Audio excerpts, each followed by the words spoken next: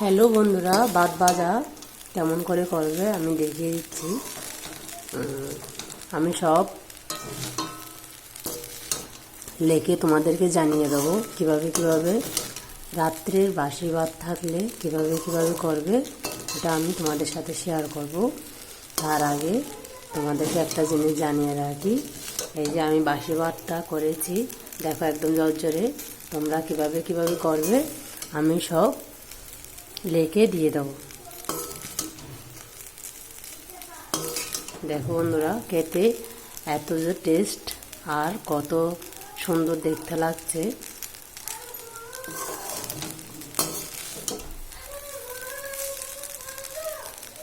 আমি তোমাদেরকে সব কিছু শেয়ার করি, এটাও শেয়ার করলাম তোমাদের সাথে। তোমরা একবার এভাবে করে দেখবে, কেমন হয়েছে দেখবে আর আমাকে জানাবে কেমন। টাটা।